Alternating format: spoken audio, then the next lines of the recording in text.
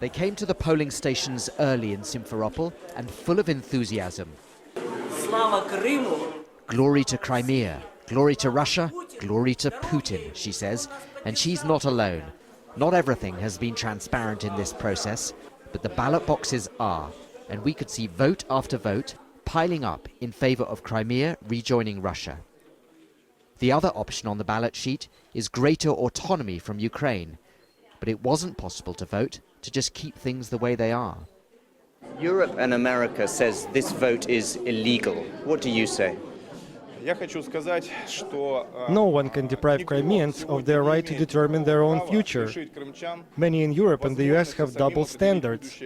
They recognized Kosovo without the approval of Serbia, so they have no right to stop this referendum. On the nearby streets, Russian military muscle. The Russians already control Crimea, but they hope this vote will give their occupation democratic legitimacy. We've come to the town of Bakhchisarai, some 45 kilometers from Simferopol, and behind me you can see a polling station.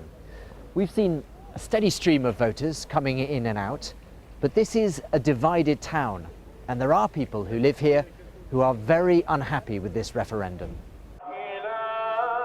In the Muslim Tatar neighborhoods, this was a day when many stayed indoors and worried about the future. We Muslims believe this referendum does not take into account our interest. Anyway, the results are already known.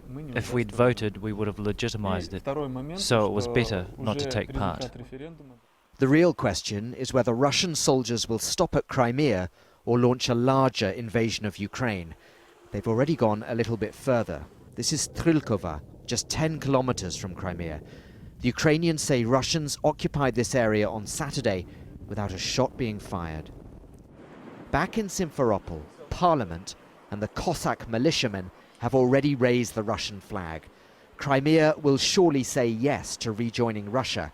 The vote has been carried along by popular enthusiasm, but dissenting voices have been drowned out by relentless propaganda, thuggery and intimidation. Barnaby, Phillips, Al Jazeera, Simferopol.